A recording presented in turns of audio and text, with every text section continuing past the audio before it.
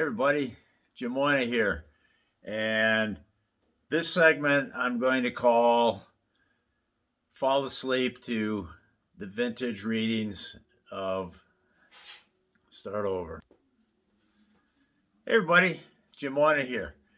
And this is a special segment called, first of all, let me get that logo in there so I can get some subliminal advertising going here. Anyhow, Mercury, Bridgeford. Okay, this segment I'm going to call Falling Asleep to Jim Moynagh Reading Vintage Fishing Magazines. So at my dad's place here, he has some old fishing magazines I came across. And first of all, so I just grabbed one. All I saw was the end of it, like that. I saw the end of it sticking out. I'm like, oh, 1977. I did see that. I'm like, oh, we'll read that one. And I haven't opened. I've only seen the cover. I haven't opened it. But first of all, we're going to do a Bridgeford giveaway. Okay? The first message that I get that correctly identifies this professional bass angler, they will get a Bridgeford giveaway. Just some product samples, a small handful collection of some beef jerkies and so on. So, all right, so this is Bassmaster Magazine from February 1977. And we've got, tell you what, I'm going to read one of these articles in here. And what I'm going to do, first I'm going to read the headlines, okay? And then I'll pick. So, we have, dang, some of these headlines are going to give away the Bridgeford giveaway answer. But, so be it. Well, we'll get to that in a minute. So here's the Bassmasters Team Championship Report. Lake Texoma Mission Impossible Assignment. A bass is a bass. Next, Billy Phillips Shallow Water System. Next, everyone's a winner in this tournament. Next, the Great Zara Spook Hunt. Next, stick it to them to locate bass. Next, apply structure fishing to shallow water ponds. Next, bass and pattern for the pros. Next, fast buzz spinnerbait wins Bull Shoals test. Next, California's untapped bass fishing waters. Next, Rick Clunn's classic catch. Next, Bo Dowden's viewpoint on bass fishing. Next, classic control. This is boat number 1 over. Next, Jimmy Houston wins Bass Angler of the Year. Next, Bass Classic Creel records topple. God, there's a lot of articles in here. Next, California's untapped bass fishing waters. Next, Choctawhatchee Delta Bassin. Next, try Rondo Bay. Never heard of it.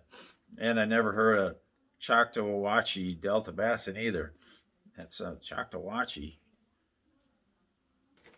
I'm sure some of you know, you probably have caught a giant out of there.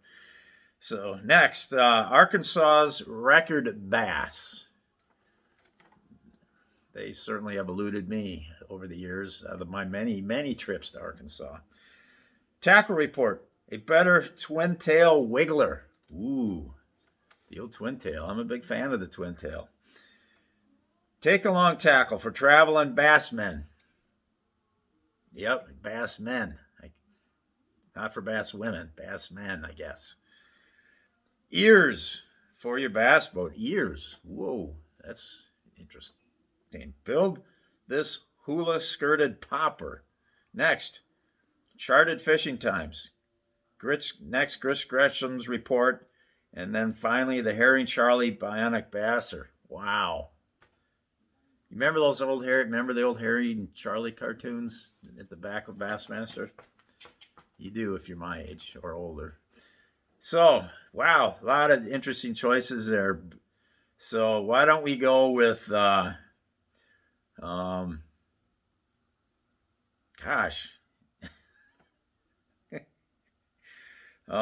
there's so many good shows. I mean, ears for your bass boat. That's the article that we are going to read. And that is on page 64. And look how thick these magazines are so much thicker back then. Now you get about 3 flips of the pages and you're done. All right, 64. Whoa. Okay. There it is. Ears for Your Bass Boat by Howard A. Bach. And so there's a kind of the, I don't know, can you see there's the like one of the main pictures, and there's a guy talking on a CB radio, and oh no. Okay.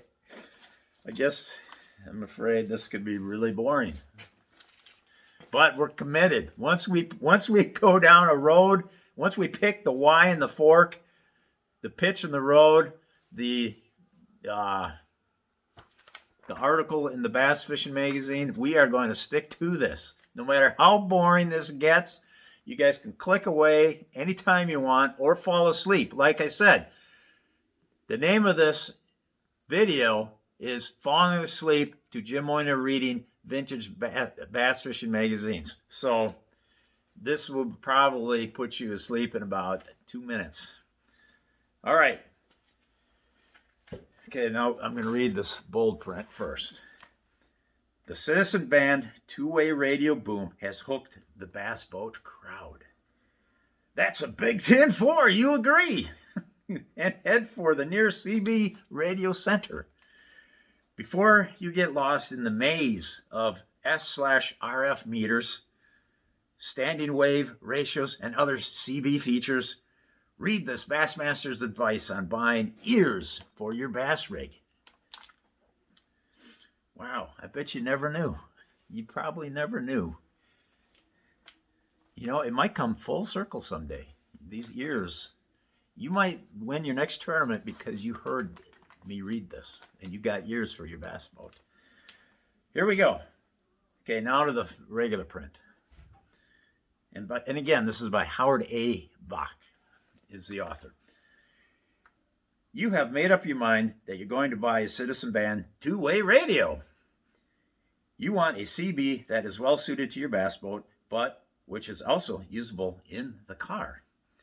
Certainly, you want the most value for your dollar. Well, that's one thing that's never changed.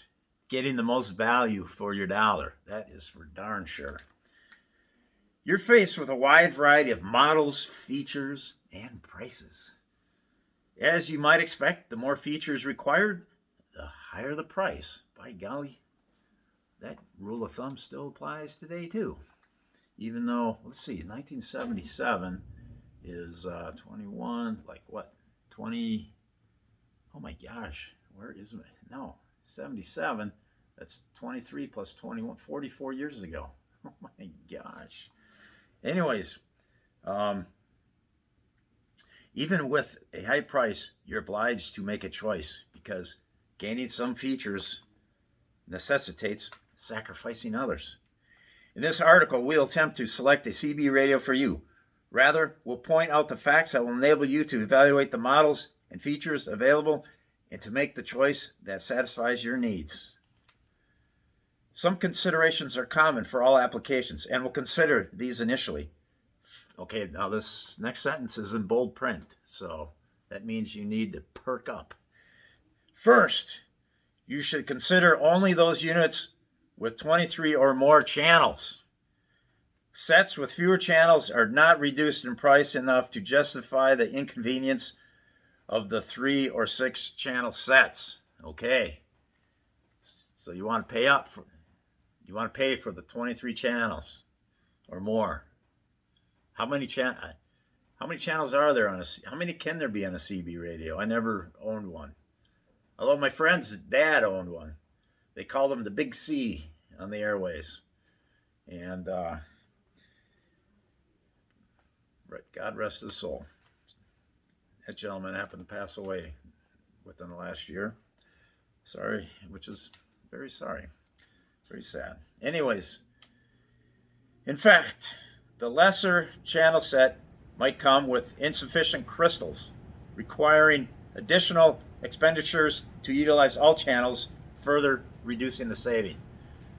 So these work on crystals.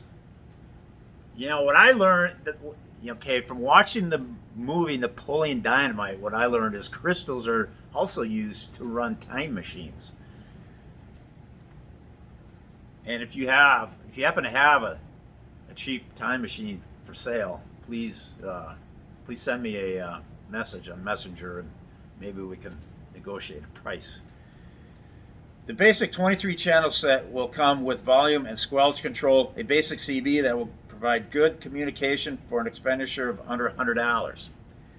Okay, now the next subsection, CB radio features for bass boat use. Of the many features available on CB sets, there are several that should be considered for your bass boat use. Especially in a boat with an outboard motor, elimination of noise is a factor. There are 3 common means of eliminating noise.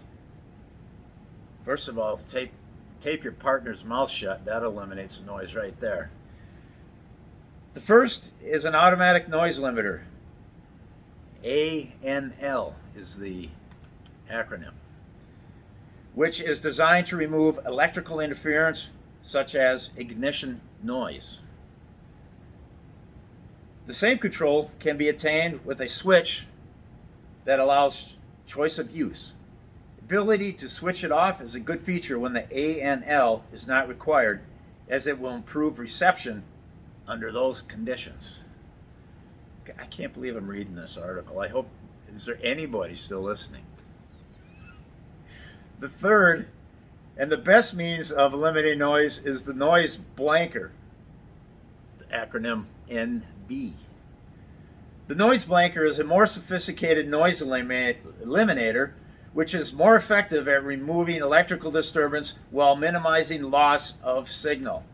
It is a switch control that you can switch off when not needed.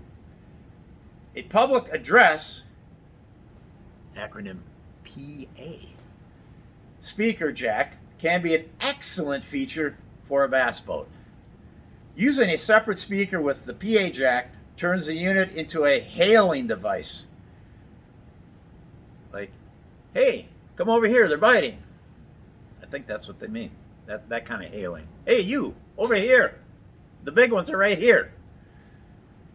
Sears offers an expensive PA speaker. Did I say expensive? I meant to read inexpensive. Sears offers an inexpensive PA speaker that serves this purpose nicely. Or you can use the Cricket KC-45, an all-weather speaker that serves as both a PA speaker and a quality external speaker. An internal speaker is a recommended accessory if the CB radio speaker is an inadequate speaker. Boy, this is all getting really confusing to me. I think, Are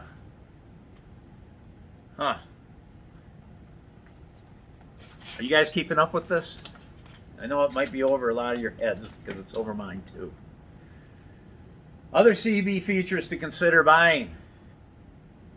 Okay, that's the bold print, subsection. Okay, other CB features to consider buying.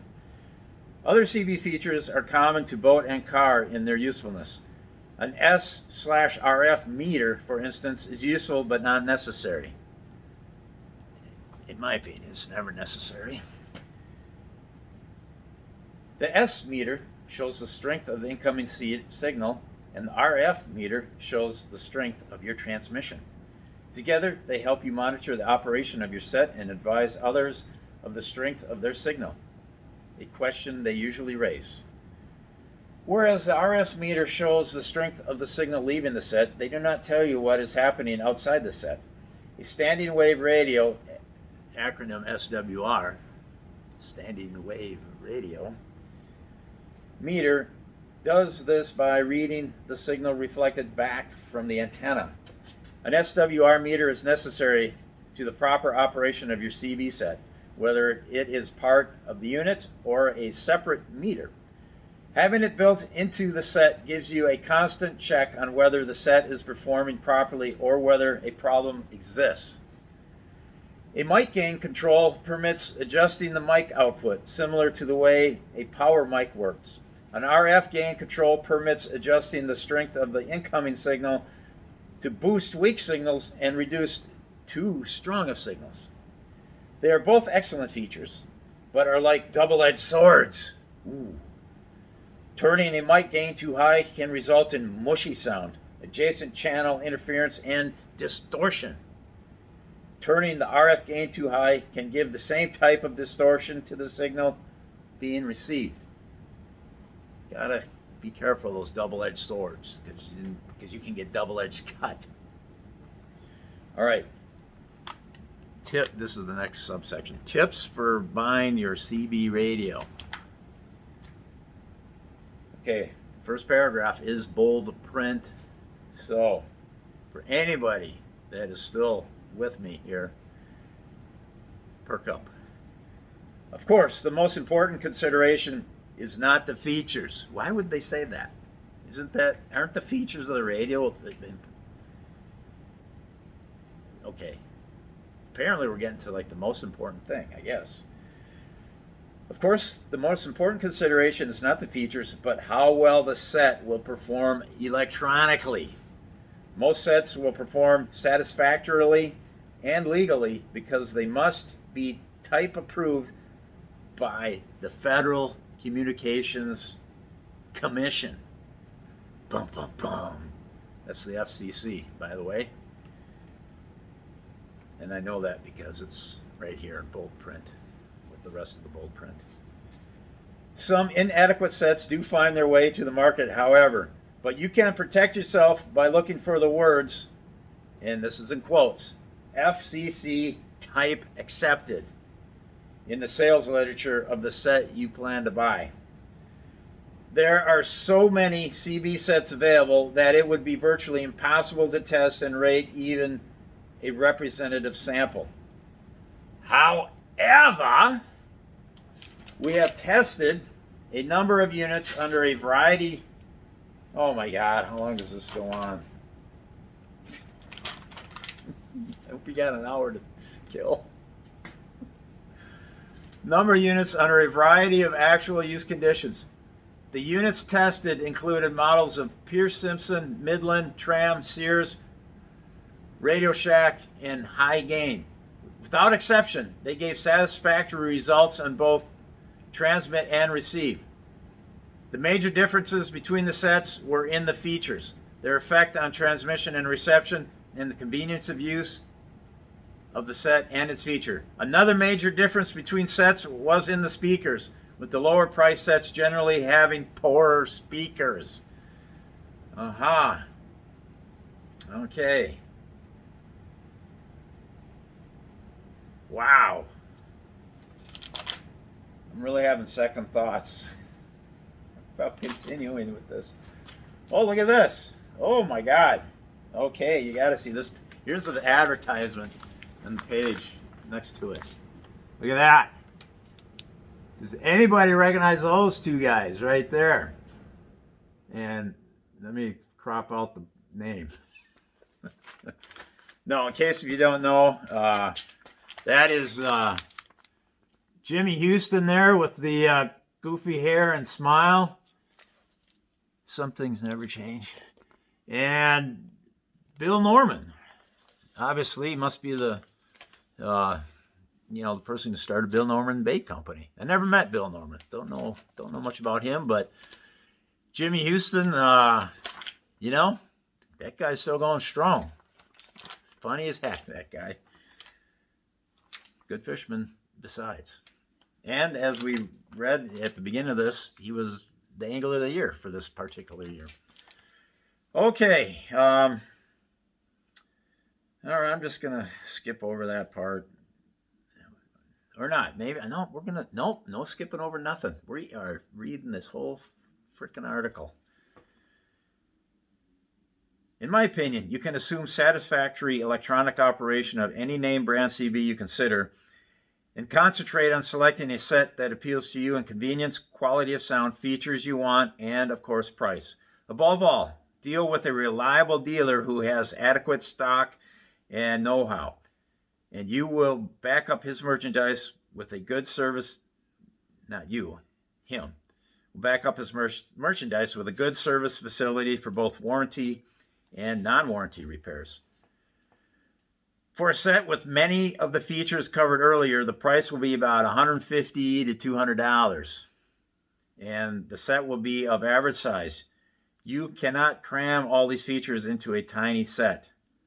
Sears model 3674 at $149.95 has many of the features covered, including an SWR meter. The Pierce Simpson Cougar at $239.95 has all the features named plus others and comes with superb quality and sound. Prices shown are list prices. Actual cost to you depends upon the person at the garage sale you're trying to buy this from, because you're not going to buy these anymore unless if it is at a garage sale. By contrast, there are tiny sets available that offer less features but are much more compact. The realistic one-hander, that's in quotes, one-hander, which would, by that name, that would imply you could operate it with one hand instead of two, which was installed on the 1976 Bassmaster Classic boats, is so compact it will fit in a raincoat pocket. Its unique features include a mic with all the controls clustered for one-hand operation. I have used this set in my bass boat and it performs very satisfactorily. I also frequently take a CB with me when traveling by plane for use in a leased car, and the one-hander is especially handy when space is at premium. The one-hander is especially handy, and the one-footer is especially footery? Never mind. Are 23 channel sets still good? Now that the FCC has authorized 40 channel sets, should you still consider buying a 23 channel set? That question was in bold print.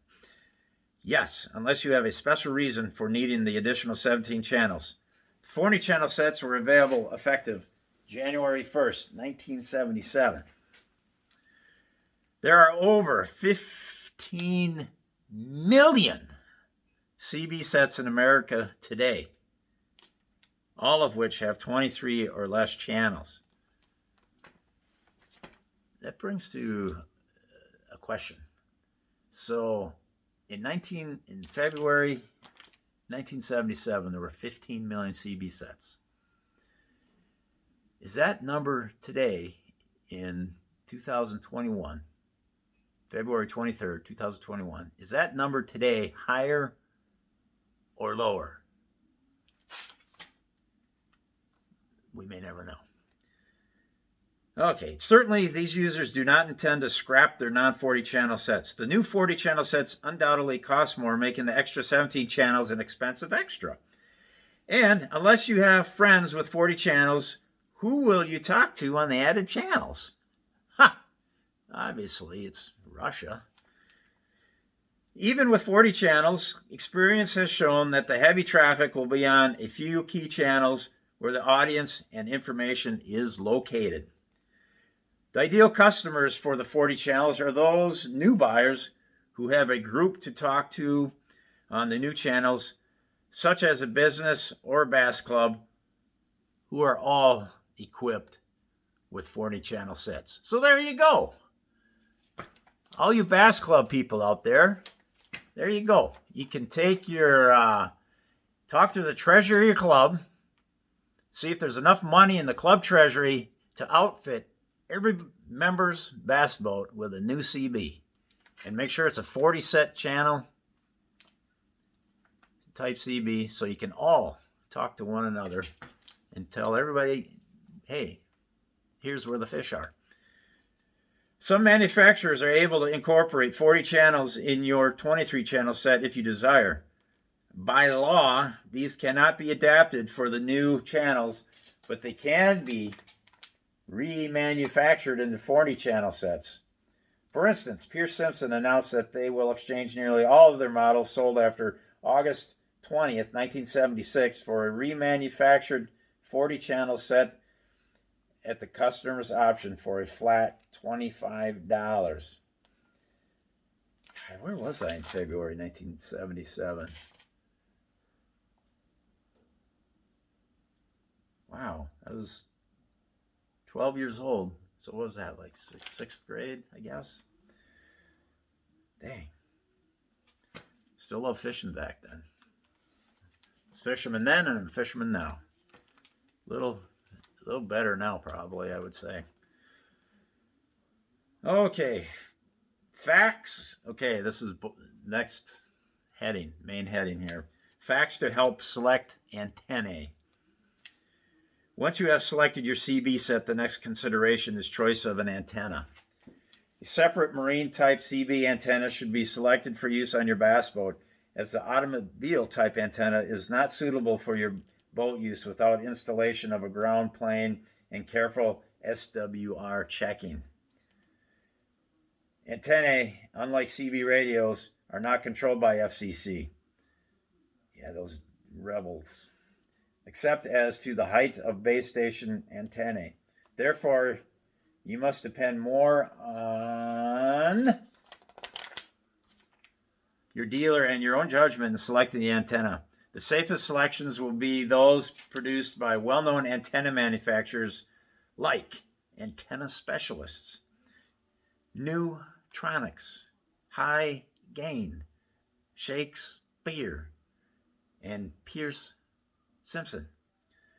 The ideal CB antenna would be a 9-foot long whip mounted in the center of your car roof. Obviously, that would be unwieldy, so most antennae are shorter with a loading coil to make up the added required length to 108 inches. The loading coil can be at the base of the antenna, base loaded, in the center, center loaded, or at the top, top loaded. The top loaded would be most efficient but least sturdy, and vice versa for the base loaded. The center loaded unit is a good compromise. Okay, we are on the last page, by the way, in case if you're wondering. Pierce Simpson and Shakespeare marine antenna are center loaded, and you have a choice between 7 and 3 foot lengths. The 7 foot is a superior antenna, but will sometimes interfere with casting. Oh, yeah, I would hate that. You ever do that? You ever make a cast and you bring back, you go forward, and your bait sticks on something behind you, like maybe a person, and then you get a backlash? Man, that's the worst. The person doesn't like it either.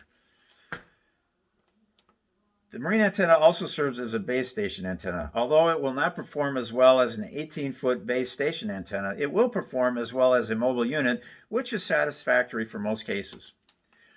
For the car. Why? Okay, I guess.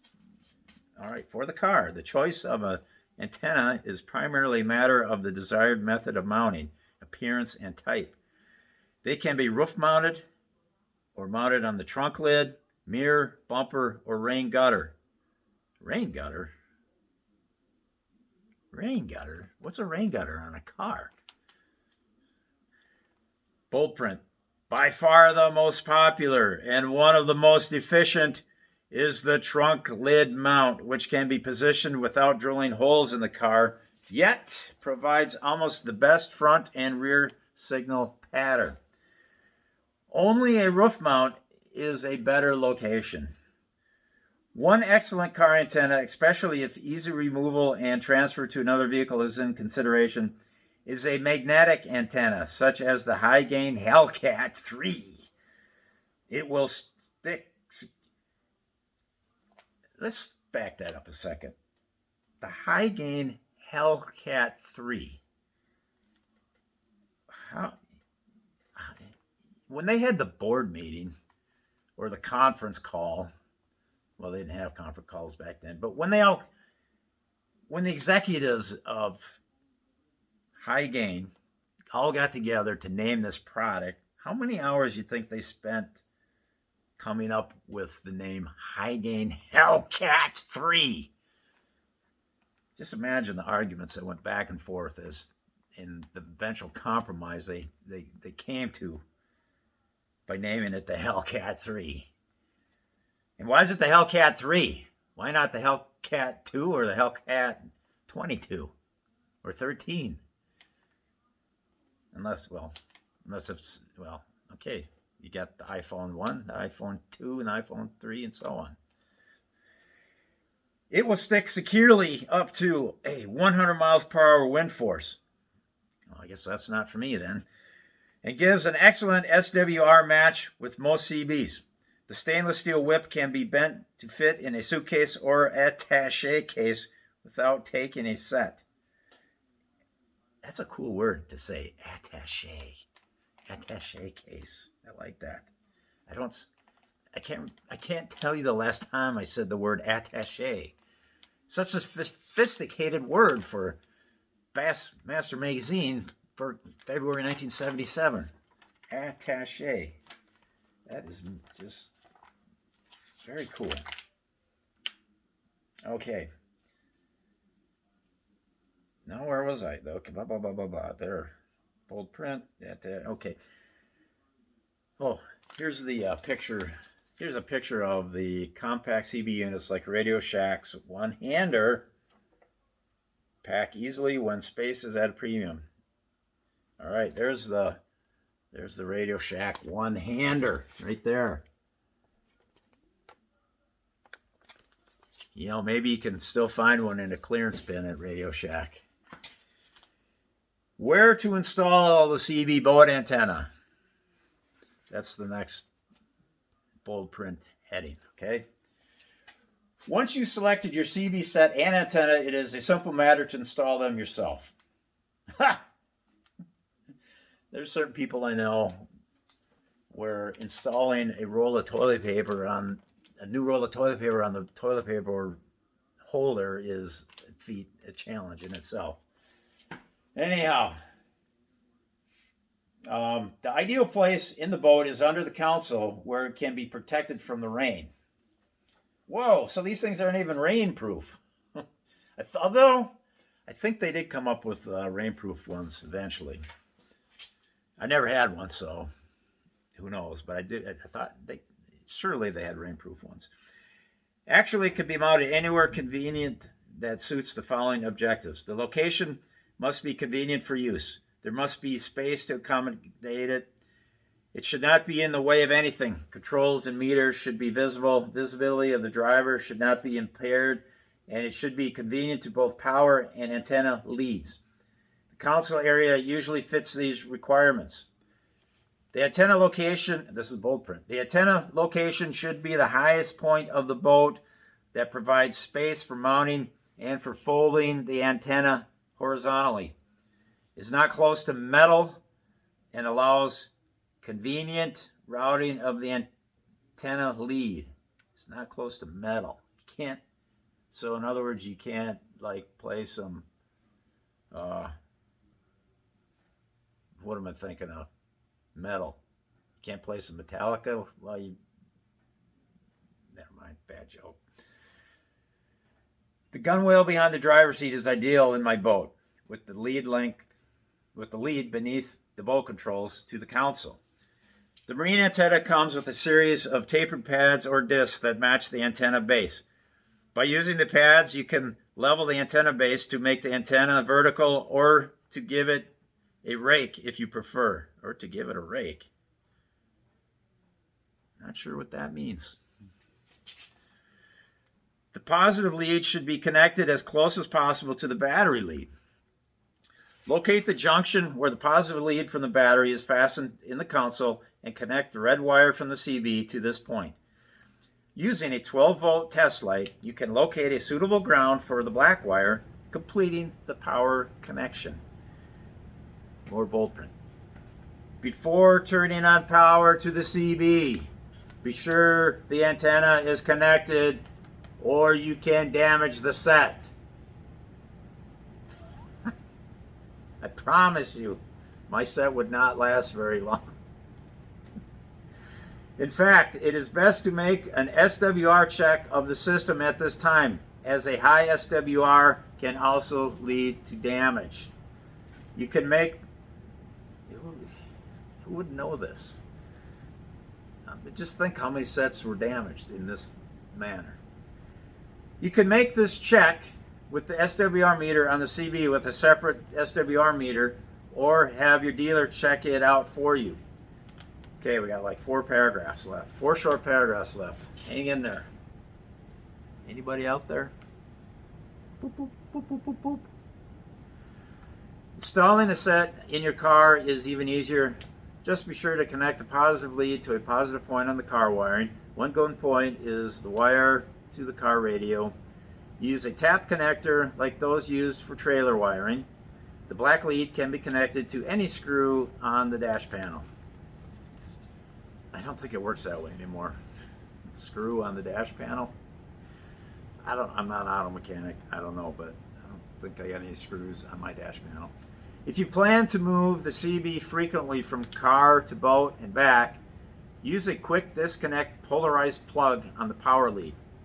Or you can use a plug that fits your cigarette lighter if you have a lighter receptacle on your boat. I tell you what, those cigarette lighter receptacles still are in boats and still get used for anything but whoever uses those for actually lighting cigarettes. You can also use the CB as a base station using your marine antenna and adding a power supply to operate on 110 volt house current. Be careful in selecting a power supply, however, since some cheap ones can burn out their rectifiers and either go dead or ruin your CB set. Be sure the power supply is a filtered and regulated power supply with both input and output protection. Cornell Dubiliers QT-1 is such a quality unit.